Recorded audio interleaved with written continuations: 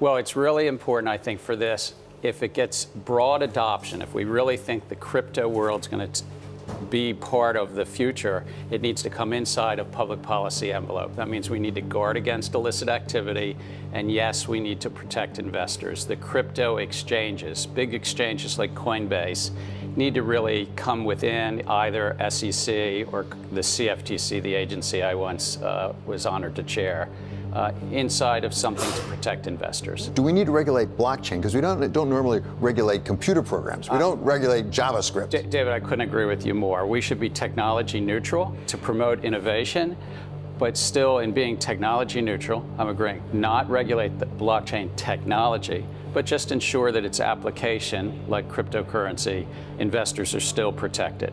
In recent years, regulators have been grappling with the problem of how to regulate cryptocurrencies. In many jurisdictions, this has meant that exchanges and other cryptocurrency-related businesses are subject to a patchwork of different regulations depending on where they operate in the world. For example, some countries impose strict know your customer requirements for cryptocurrency buyers or ban anonymity features altogether, i.e. China.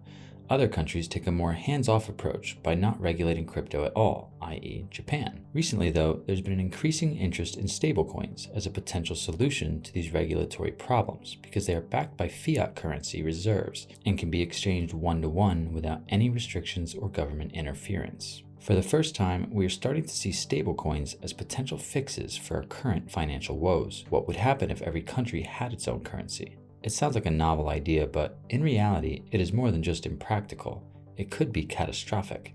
Luckily, there's an answer: stablecoins. Stablecoins present an interesting challenge for regulators though, as there are no agreed upon definitions, but the common denominator of commonly used explanations is that stablecoins maintain a stable value in relation to a specified currency or asset pool. Stablecoins are coins that have a fixed value.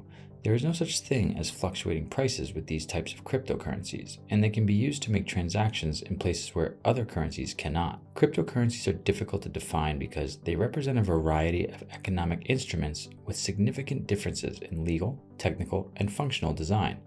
Despite this difficulty, it is important that we consider the various types to ensure stability, which depends on how it was designed and what its governance mechanisms entail. In conclusion, regulators are struggling to keep up as the rapid pace of innovation in financial technologies continues.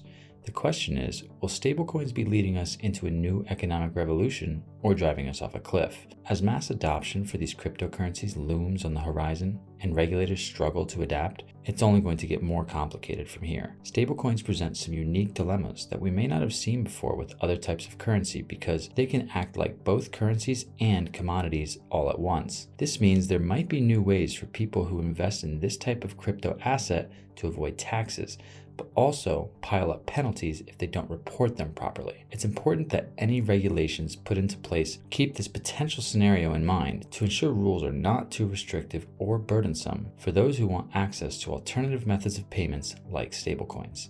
That's it for today's video. Please like, subscribe, and comment, and we'll see you on the next one.